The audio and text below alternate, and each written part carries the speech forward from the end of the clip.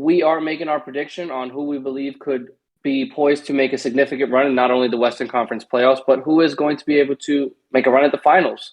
So, Kyle, who do you have coming out of the Western Conference and why? Kevin, this is a tricky one for me just because there are so many good teams in the Western Conference. But I'm going to pick the Golden State Warriors, and here's why. When I look at Golden State, are they the best team in the Western Conference right now? No. You'd have to give that to the Phoenix Suns. Now, the one thing that I like about Golden State over Phoenix is that this year in particular, Golden State is healthy. When you look at Phoenix currently, Phoenix is dealing with some injuries, specifically Chris Paul, who broke his thumb during the All Star week in Cleveland and is going to be out 6 to 8 weeks. So currently, as it stands right now, Golden State is 7 games behind the Suns. Now, I don't know if the Suns are going to falter that much where the Warriors are going to catch up to them and the Warriors hit the number one seed. But if they do, I think the Suns they may lose some confidence going into the playoffs if they happen to lose that number one seed to the Golden State Warriors. And when you look at Golden State as a whole, Golden State is relatively healthy. Golden State has Klay Thompson back in the fold. Not only that, you got Steph, who's absolutely lighting it up this year. You've had Jordan Poole, who has been phenomenal in stretches, and he's been able to show that when the moment shines brightest on him, he could be able to provide a huge spark for Golden State when his name is called upon.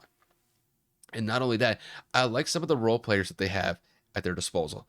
I think Kevon Looney has done a solid job down low for the Warriors this season. Granted, I wouldn't say he's like going out there and playing like Nikola Jokic or playing like Joel Embiid, but for the purpose that he serves for Golden State, I think it works well for them. And I think he's having a relatively good year as well. I also like Kuminga. Kuminga is relatively young, but in short and intermediate spurts when he gets burned on the court, he's been able to provide a pretty big spark for Golden State. And I look at the roster that Golden State has. Look, this team has been here before.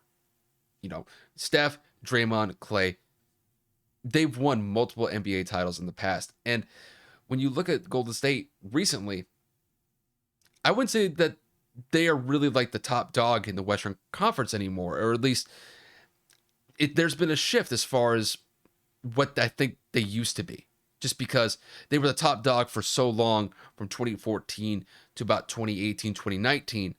And then when they took that step back, the year that Steph got hurt, the year that Klay got hurt, you could definitely tell that the Warriors were definitely a vulnerable team.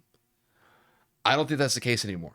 I think this team has all the pieces to not only make a great playoff push in April and May, I think they have all of the pieces to make that same run to the finals like they did just a couple years ago. Granted, they don't have Kevin Durant at their disposal like they did when they made their last finals appearance. Granted, they did lose that one to the Toronto Raptors, but really you could tell the injuries were just the major factor in the reason why Golden State lost that finals. I don't think that's going to be the case in this one. I think they have all the pieces to make that finals push. The only thing that's going to possibly stop them, I think, is Phoenix, because I really do think it's a 1-2 man race at this point. Just because you have to respect the Suns. They made it all the way to the finals last year. Granted, they did lose to the Bucks. But I do think that Golden State can learn some of the vulnerabilities that Phoenix has from that loss that they had to the Bucks last year. I think that they could expose it in the playoffs. And I could see the Warriors getting back to a finals appearance when it's all said and done when June comes around. It's a very close race, though. I really only see it as the Suns and the Warriors. I'm going to give the edge to Golden State in this one. And that's just how I see it. Yeah, so I mean, I'm going to go a completely different route, and I'm actually going to go with the Phoenix Suns to go back and repeat as Western Conference champions, and here's why. So it's actually funny. Kyle and I actually did the opposite for each conference. He has the Bucks going back, and I got the Suns going back, but we both have different teams in the other conference, so it's a little funny. But I think that Phoenix is more prepared than they were last year. I think Phoenix now, with a great year under their belt, with Monty Williams being a candidate, if not a leading candidate for Coach of the Year once again, they brought back most of the same cast. You can see that Devin Booker has elevated his game to another level.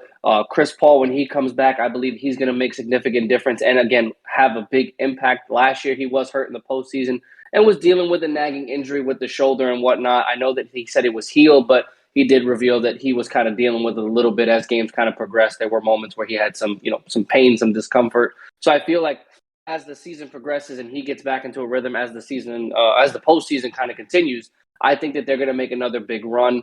Their biggest issue was being able to guard Giannis Antetokounmpo in the finals. They only had DeAndre Ayton, and when he got into foul trouble, obviously at that point they had to rely on Frank Kaminsky, and obviously what's his name? He got hurt. Dario Saric. Now they have JaVale McGee, and now they have Bismack Biyombo. Now, obviously, JaVale McGee ain't no crazy defender, but we know that he is a big rim presence. And then, of course, Bismack Biyombo, a very physical, aggressive defender that's going to be able to withstand the strength that Giannis Antetokounmpo has. But at the same time, I just believe that Devin and Chris have elevated their game to another level to where they know how to play so well off of each other. They don't necessarily need to have the ball in each other's hands at all times. And then, of course, Cam Johnson's having a great year this year. Cameron Payne, also off the bench, is having a consistent year. And I just think that this is such a well-rounded, such a deep team, and, of course, a very well-coached team. It's going to be hard to believe that they're not going to go back to the finals. They're the best record in the NBA. They're freaking what? What is this? I literally have it up here. The Phoenix Suns are 40 – of course, I can't read now. The Suns are 49-10. They're 29-7 in conference. They're 26-5 at home, and then they're 23-5 away. They're 9-1 in their last 10, and I believe they just won tonight, right?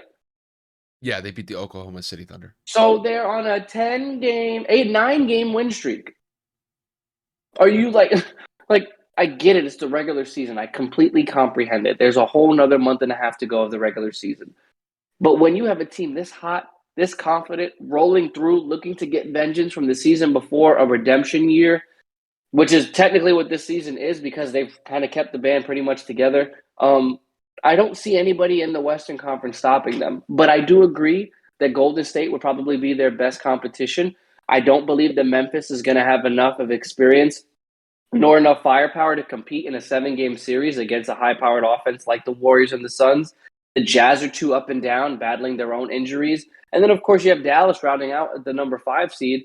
And I just don't have faith in the trade acquisition that we made for Bertans and, of course, Dinwiddie. So if it's all going to be on Luka's shoulders all over again, that's another first or second round exit because you just have to double trap and make other people beat you. So I definitely got Phoenix coming out of the West, and I think that they are going to actually make a big playoff run this year.